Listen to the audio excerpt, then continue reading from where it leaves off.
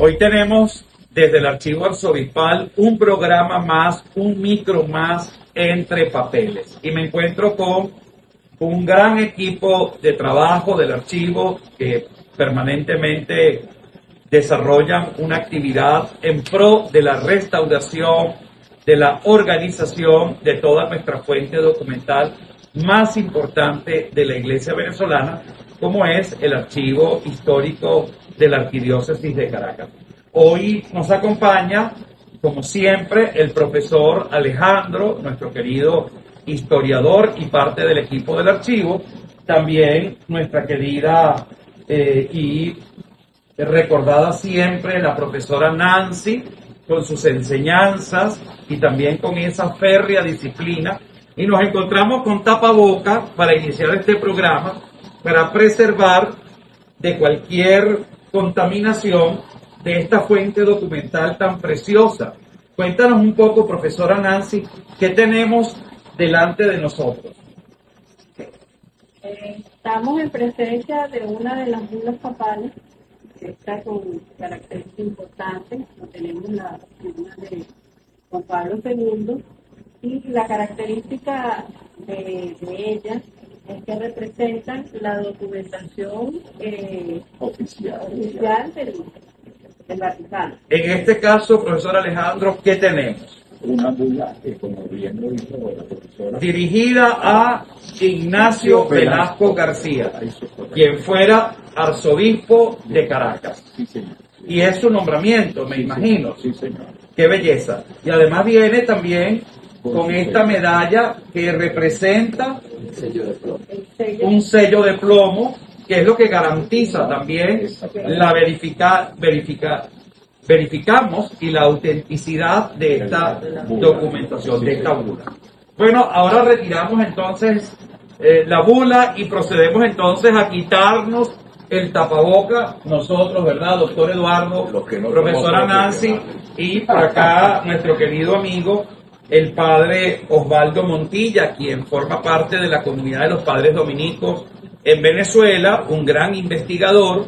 Hoy lo hemos invitado para que nos hable sobre un libro que está a punto de publicarse sobre Monseñor Mariano Martí, que además hace poco tiempo, hace un par de años aproximadamente, se cumplieron 200 años de la visita pastoral a Venezuela. Una fuente documental para estudiar imprescindible la historia colonial venezolana. Y tengo a mi lado nada menos que al doctor Eduardo Fernández. Montones de cosas ha hecho el doctor Eduardo Fernández. Entre eso, la más importante es que es un asiduo visitante de la Eucaristía diaria. Y eso me complace mucho y he querido invitarlo porque él tiene, dentro de su vastísima experiencia, no solamente en el campo político, que no es el que vamos a tratar en este micro, sino su encuentro sobre un personaje importantísimo para la democracia y especialmente para la historia de la Iglesia venezolana, Monseñor Rafael Arias Blanco, quien fuera arzobispo de Caracas, en un momento histórico bien importante. Entonces vamos a pasar en primer lugar la palabra al doctor Eduardo Fernández y vamos a preguntarles, háblenos un poco de Monseñor Rafael Arias Blanco, arzobispo de Caracas. Una experiencia inolvidable. Yo era un muchacho de apenas 17 años, estaba terminando mis estudios de bachillerato en el Colegio San Ignacio. El rector del Colegio San Ignacio en ese momento era el padre Genaro Aguirre Elorriaga, vasco por todos lados, hay apellidos vascos. Y había un centro en Caracas entre las esquinas de Balconcito a Truco, allá en la parroquia de Altagracia, cerca de la Pastora. Y allí había una casa donde había un movimiento promovido por un hermano de Genaro Aguirre que se llamaba Manuel Aguirre Elorriaga. Ella participaba también muy activamente un cura que después fue obispo de Maracay, llamado Feliciano González. Recordado y muy querido. muy querido, y era el responsable de la Juventud Obrera Católica. Manuel Aguirre organizó allí un círculo de estudio con la característica de que invitaba a dirigentes sindicales, obreros, y a dirigentes estudiantiles. Yo en ese momento había sido designado o elegido presidente del Centro de Estudiantes del Colegio Seminario. Entonces me llevaron allá y allí se estudiaba un documento que yo creo que se ha olvidado mucho en la iglesia, que se llama el Código Social de Malinas. El Código Social de Malinas Malinas no tiene nada que ver con Filipinas, es Malinas de Bélgica. Se hizo un concilio, una reunión en Bélgica para ayornar toda la doctrina social de la iglesia desde los 13 hasta, en ese momento estaba todavía Pío XII, eran los últimos años de Pío XII como sumo pontífice de la iglesia católica. Por tanto íbamos allí a leer las encíclicas, a comentarlas, a conversar sobre eso y a contrastarlas con la realidad. Uno de los puntos fue, vamos a visitar al arzobispo de Caracas. Y entonces allí conocí yo a Rafael Arias Blanco, que era el arzobispo de Caracas y que vivía en la Plaza Bolívar, en el Palacio Episcopal. Ahí tenía su residencia. Y ahí nos recibía en un corredor que queda en el segundo piso, un corredor largo. Él tenía una silla mecedora. Se sentaba ahí y nos ponía a conversar a los dirigentes sindicales, a los dirigentes estudiantes. Y yo tengo la sospecha de que de alguna manera todo ese trabajo que hacía Manuel Aguirre y Feliciano González contribuyó a copiar, elaborar los documentos para la encíclica, para la carta pastoral, que finalmente se produjo el 1 de mayo, Día Internacional del Trabajo, de los Trabajadores, de 1957. Un documento donde el arzobispo de Caracas lo que hizo fue simplemente denunciar la realidad social que había en Venezuela. Un país con una riqueza enorme, porque en ese momento estábamos saliendo de la Segunda Guerra Mundial y el petróleo venezolano se cotizaba de una importancia estratégica enorme. El ingreso fiscal por petróleo en Venezuela era muy grande, eso permitía que había una minoría muy rica, pero una mayoría que no participaba de la riqueza petrolera. Y el arzobispo lo que hizo fue escribir un documento donde decía, esto no es justo. Bueno, eso despertó las iras del régimen con la dictadura que en ese momento existía. Y eso movilizó a la iglesia en la divulgación del documento, de la carta pastoral, porque el gobierno intentó prohibir la divulgación del documento. Pero esa fue mi primera tarea, digamos, política apostólica, porque era divulgar la carta pastoral de Monseñor Arias Blanco.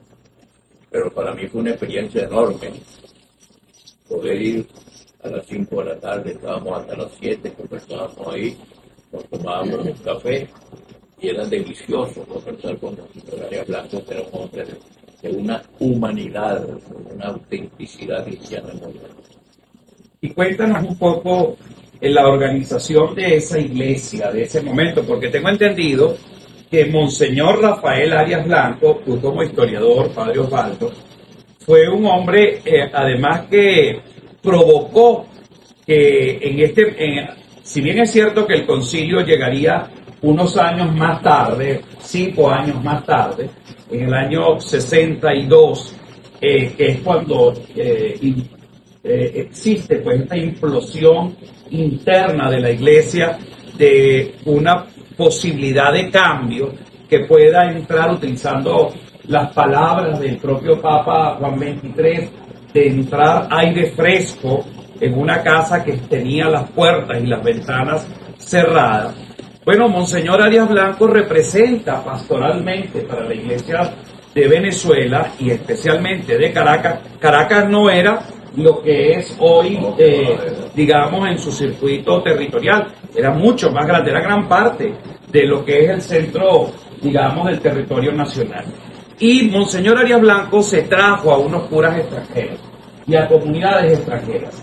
Y solía decirle, muy bien padre, vinieron los padres belgas, yo tuve la fortuna de conocer al padre Armando Jansen, gran sacerdote venezolano, belga, que fundó hoy una de las organizaciones de ayuda y de acompañamiento social como es CESAP, y entre otros muchos también, el padre Bruno Renaud, que venía pues de la experiencia de ser obrero, trabajador, vivía debajo de un puente, un hombre que dio un testimonio de vida extraordinario. El padre Cardón, ¿no? El padre José o Juan Cardón, Juan Cardón, que fue un hombre también extraordinario y que dio su vida prácticamente evangelizando y vivió casi que todo su ministerio sacerdotal acá en Venezuela. Y me acuerdo también del gran fundador de el APEP, la Asociación de Promoción de Educación Popular. En fin, fueron muchos los sacerdotes que vinieron, italianos, españoles, y muchas comunidades también religiosas vinieron a Venezuela e hicieron vida pastoral acá. Y él tenía algo muy bello, Monseñor Arias Blanco, y él le decía, ¿cómo no, padre? Tengo una parroquia o tengo una comunidad religiosa que quieren una buena parroquia o digamos una parroquia en el este de Caracas, pero él ponía como condición, pero también me tienes que abrir en un barrio y en el interior del país. Entonces venían los padres dominicos, entonces los padres dominicos podían abrir casa en Caracas, donde ellos quisieran, en cualquier zona del este de Caracas, pero tenían que ir a una comunidad pobre y además tenían que crear una comunidad en el interior. Y gran parte de ese proceso evangelizador, esa condición maravillosa de ser inclusivo, generó pues una nueva visión pastoral. Pudiésemos decir que Monseñor Arias Blanco es el primero que empieza a articular una pastoral de conjunto, incluso antes del Concilio Vaticano II. Lastimosamente, él falleció en un accidente. Un accidente en 1958, o sea, un año después de haber publicado su carta pastoral, en un automóvil y en un Volkswagen, por cierto, con el obispo de Barcelona. Así es. Y otros sacerdotes. Y otros sacerdotes. Desgraciadamente el accidente fue terrible y murió. Yo estoy seguro que iba a ser el primer cardenal venezolano. Después de la muerte de Monseñor Arias Blanco vino Monseñor Quintero, José Humberto Quintero, y el Vaticano al arzobispo de Caracas lo hizo cardenal. Pero yo estoy seguro que Arias Blanco habría sido el cardenal si no hubiera ocurrido ese trágico accidente que dejó a la arquidiócesis de Caracas sin un pastor admirable y ejemplar como fue Arias Blanco. Bueno, que movilizó además a la iglesia, porque hay que recordar algunos nombres. Había un cura que se llamaba Hernández Chapellín. Claro, famosísimo. Claro, que escribía unos editoriales y polemizaba con los editoriales en el periódico El Alto, que era el órgano oficial de la dictadura del régimen. Yo no soy de esa época, no, yo soy mucho después, pero Chapellín, pero Monseñor Chapellín lo conocí. Hernández Chapellín por allá estaba en el centro de Caracas, en la parroquia Altagracia. Yo lo conocí ya bastante anciano, igual que Monseñor Feliciano González, venía todos los martes al seminario interdiocesano, unos grandes personajes. Hoy en día, cuando los recuerdo, me genera un gran placer porque definitivamente nuestra iglesia ha tenido grandes personajes. Dentro de tus estudios, Padre Osvaldo, cuéntanos algo sobre tu referencia sobre Monseñor Rafael Arias Blanco, aunque yo sé que te invitamos acá para que nos hables de Mariano Martín, pero de Arias Blanco, ¿qué nos puedes decir dentro de lo que tú has podido estudiar y te has podido encontrar? Bueno, Monseñor Arias Blanco fue un gran pastor. Yo creo que la visión de él dentro de la iglesia fue la de un pastor que tuviera esa proyección, ¿verdad? De lo que hoy, por ejemplo, la iglesia está actualmente queriendo, ¿verdad? Con toda la puesta en marcha del siglo, ¿verdad? y también lo que el Papa Francisco ha retomado en sus discursos, en diversas sermones, ¿no? Del verdadero pastor, ¿no? El verdadero pastor que busca sus ovejas, que se interesa por ellas, que está atento al cuidado de ese rebaño que el Señor, que Dios le ha puesto a su casa. Y evidentemente pues él se sintió motivado, ¿verdad?, a buscar pues ese bienestar de las ovejas nacionales. Y por supuesto ve que la dictadura pues no era realmente el modelo para que esa grey venezolana pudiera desarrollarse, ¿verdad?, con plenitud. Y por eso pues fue la voz del pastor que animó a las ovejas también a salir de esa situación. Qué Que bello. es una situación de pecado. Así es, Es así un es. pecado estructural en la cual pues, Monseñor Blanco hizo que el pueblo se sintiera motivado a salir de esa situación de pecado que estaba viviendo en este momento el país. Qué belleza. Y profesor Alejandro y profesora Nancy, cuéntenos un poco. Aquí tenemos algo de Monseñor Arias Blanco. Háblame un poquito Sí, sobre cómo eso. no. Porque yo creo que esta es la oportunidad que nosotros tenemos, especialmente gente como tú que se dedica a la investigación histórica rigurosa y que ojalá que se animen los seminaristas, los laicos, las personas que de alguna manera tenemos una responsabilidad con nuestro país, con nuestra iglesia, a estudiar mejor y más nuestra fuente documental que está aquí en el archivo arzobispal y sacarle gran provecho. ¿Qué hay aquí de Monseñor Hay Rafael Arias Blanco? muchísima documentación de primera mano, originales. En la sección episcopal está una carpeta sobre Monseñor Arias Blanco, su nombramiento, su actuación y todo su proceso de gobierno eclesial. De manera que eso está acá a la disposición para los investigadores, como usted dice, y es una forma de conocer la realidad de primera mano, en primera fuente, de Monseñor Arias. Y profesora Nancy, sobre Monseñor Rafael Arias, Bueno, no he tenido todavía El placer. el placer de revisarlo, puesto que ellos son los que nos van dando las prioridades. pero yo le voy a lanzar un reto y con esto terminamos Entre Papeles en el día de hoy. Y el reto es que la próxima revista del Boletín CIEP tenemos que hacer un gran homenaje a Monseñor Rafael Arias Blanco. Es decir, que sea, así como salió la primera, que fue sobre el cardenal Velasco, que fue una cosa preciosa que pudimos imprimir. Ahora el segundo sale próximamente sobre Monseñor Juan Bautista Castro, que es realmente un texto extraordinario. El tercero tiene que ser sobre Monseñor Rafael Arias Blanco, que además tiene una vigencia enorme en la acción pastoral y en la vida de toda la iglesia. Doctor Fernández, mi querido padre Osvaldo y mis queridos y recordados compañeros de trabajo, muchísimas gracias por este programa Entre Papeles y nos vemos en una próxima ocasión.